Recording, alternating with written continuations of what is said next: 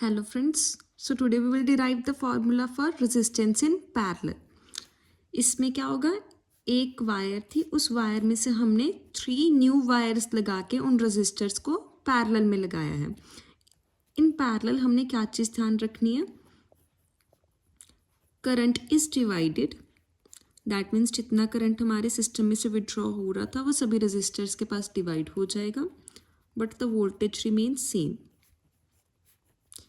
जो वोल्टेज है जितनी वो हमारी बैटरी की थी उतनी ही सभी रेजिस्टर्स के पास वोल्टेज जाएगी. वोल्टेज डिवाइड नहीं होती, वो सेम रहती है.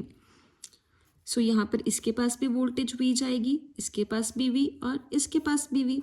लेकिन तीनों के पास करंट, अगर यहाँ से हमारा आई करंट विड्रॉ हुआ था तो इसके पास I1 जाएगा, यहाँ पर I2 और सॉरी इधर I3, I2 and I1. We already know that. Okay, so here if I current is withdrawn तो टोटल I किसके बराबर होगा, I1 plus I2 plus I3. We already know a formula that V is equal to IR. We can also write it as V upon R is equal to I. We will substitute I by this formula. V upon R, ये पूरे system का current था तो यहाँ पर resistance भी पूरे system की आएगी. पहले का करंट था तो पहले की रेजिस्टेंस आएगी, दूसरे के करंट में दूसरे की रेजिस्टेंस, तीसरे के करंट में तीसरे की रेजिस्टेंस. सब में हमने वोल्टेज सेम लिखी है because voltage does not change in parallel. Voltage same ही रहती है सभी रेजिस्टर्स की और सिस्टम की. हम यहाँ पर V कॉमन ले सकते हैं, 1/R1 plus 1/R2 plus 1/R3 बच गया. V के साथ V कट हो गया, so we can write it as 1/Rnet is equal to 1/R1 plus 1/R2 plus 1/R3.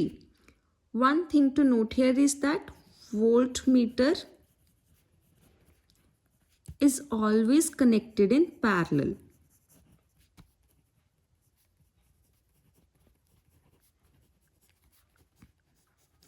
And also आप देख सकते हैं कि यहाँ पर हमने R1, R2, R3 तीनों का रेसिप्रोकल लिया है, प्लस इसमें भी रेसिप्रोकल ही आ रहा है. तो नेट रेजिस्टेंस जो होती है वो काफ़ी रिड्यूस होके आती है. अगर हम चाहते हैं कि हमारे अप्लायंसेस की रेजिस्टेंस कम हो जाए तो we will use parallel combination. अगर हम चाहते हैं कि नेट रेजिस्टेंस ज़्यादा मिले और करंट कम ड्रॉ हो तो उसके लिए we will use series combination. Stay tuned for the next video to solve numericals based on parallel and series combination. Thank you.